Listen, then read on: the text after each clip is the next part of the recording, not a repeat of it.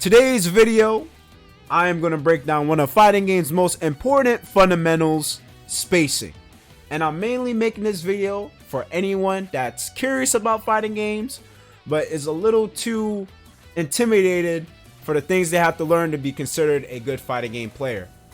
My channel is mainly for beginners and people, again, that want to learn fighting games. I like to break things down in its most simplest forms, so y'all can understand the concept and have a reference to go off of when you go through your fighting game journey.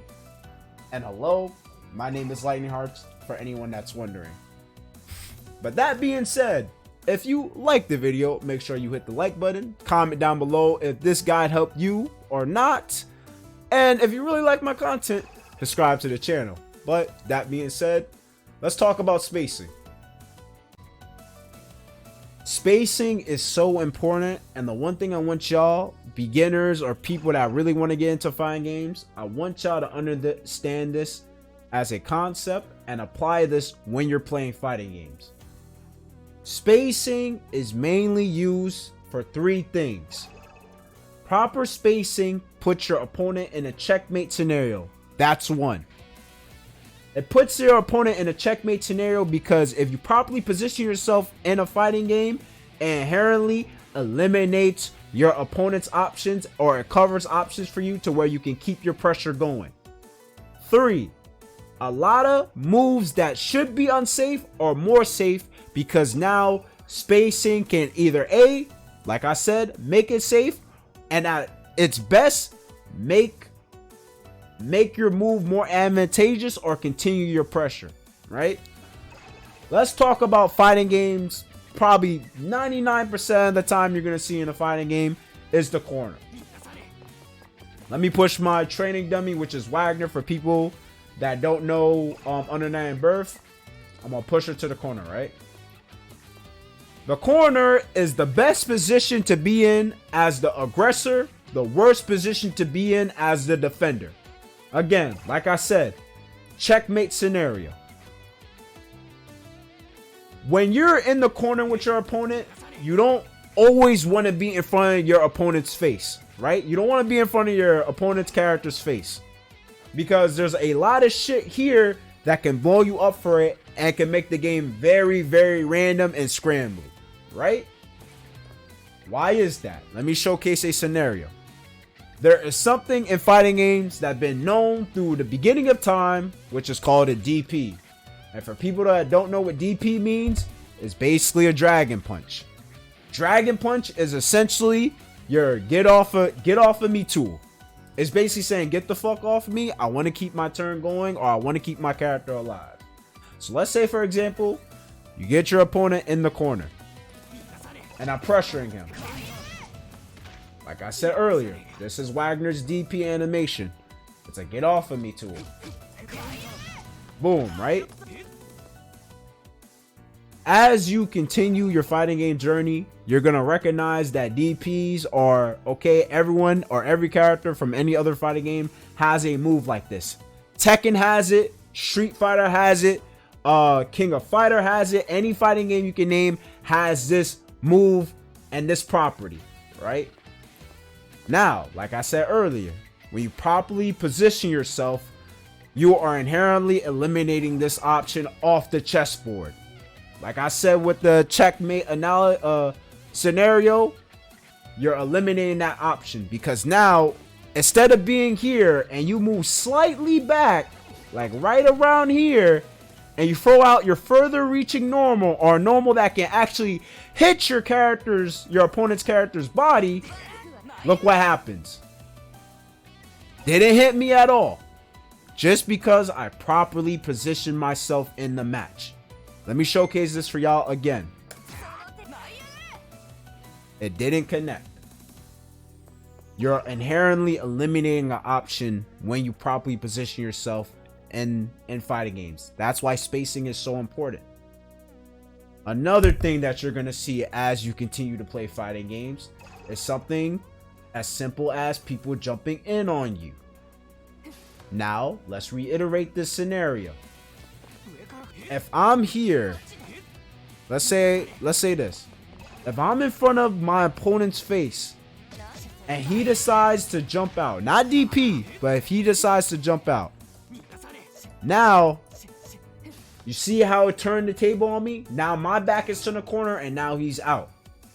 A lot of people or a lot of offenders in fighting games, they will do anything to keep their character alive, and jumping out can sometimes be a valid option for keeping your character living, right? Let's pull her back into the corner. Instead of being here, like I said, if you move slightly back and you think your opponent's gonna jump out, now you're in range to where I'm not even anti-air. I just want to showcase a scenario. Now you're in a range to where the opponent can actually get punished, or at least an option that can actually get checked. So let's say, for example, I'm here, I throw my longest range normal, it evades the DP. I'm here, and my opponent decides to jump out. Now I can actually be in a position to punish him, and this is called anti-airing.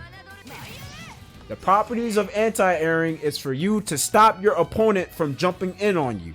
So again, you want to be in this position so you can actually react to what your opponent might do. And now, since DP is out the board, you don't got to worry about this. You just got to worry about the next thing that your opponent's going to throw at you. So again, to reiterate, DP not going to connect, anti-airing, I'm covering that option. As you continue your fighting game journey for my beginner players, it's going to seem more like a game of chess, because now what you're trying to do in general is limit the amount of options your opponent wants to do to win the match. And properly position yourself makes it easier for you as the aggressor to check these options. Please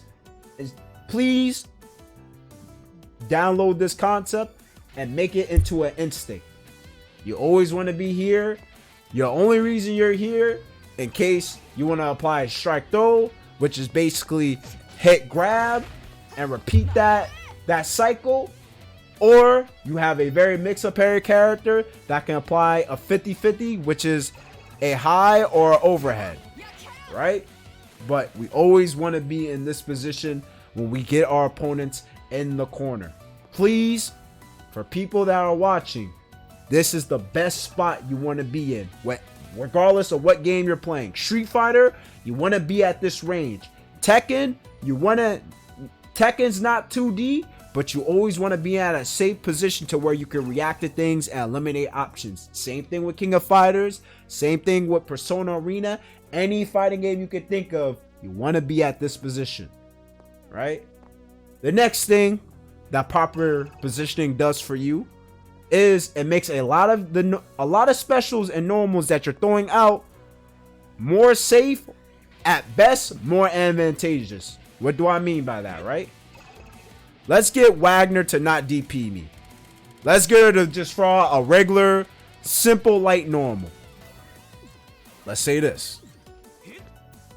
If I'm here, right, and I throw a projectile right in front of his face, I'm punished. She can hit me back. And ideally, people are not going to throw projectiles really at this range, unless it's plus on block. But it's still a good thing for you to see, or for you to do. Alright, there, my camera, I had to focus my camera a little bit. But what was I saying? What proper positioning does for you is that it makes a lot of your moves safe, or at best, advantageous. You should almost never throw projectiles in this range, because again, you're getting slapped in the face by any normal across the board. But if you're here and you throw a projectile, now at best it's advantageous, meaning that you can continue your pressure. Now if you're playing the game of chess, it's like you're basically having 2 turns before your opponent can react or take his turn back, right? So again, we're layering this. Throw it here, I can hit him. Throw it here, I get slapped. You want to properly position yourself, people. And for certain moves that are very unsafe, if you properly position yourself, like say hides, for people that don't know notations, hides aerial move. If I'm here, now I can block because now I have the proper spacing and it's allowing me to block. And again, like I said earlier, when you combine all these factors, you can see how you're putting your opponent in a checkmate scenario, because now you're limiting amount of interactions that he wants to do on you. If you know DP is your get off me tool, why would you ever allow your opponent to get that move off of you? You don't want to ever really get hit with DP as much, like you do in case of like the health leader or go back to neutral, but that's like higher level. But again, if you're a beginner player, you shouldn't let this shit hit you or connect you, because now, after watching this video, you know that if I'm here, in general, this shit is never gonna touch me. Just to showcase to y'all one more time to reinforce this concept. Right? It's not gonna ever connect with me. And if you really know how to pressure, you're good. Right? And this applies to every fighting game that y'all play. So please, the people that are watching, always be here. You can be here sometimes if you're applying really good pressure, but the most optimal place you want to be sometimes is right here. Especially when the life lead is like this. If the life lead is 20-20 and both y'all are in the same situation as the aggressor, best place you want to be. Right? But hopefully this video was very informative for y'all. My channel is mainly for beginners and people that want to get into the fighting game genre. So please, if you like the video, leave a like.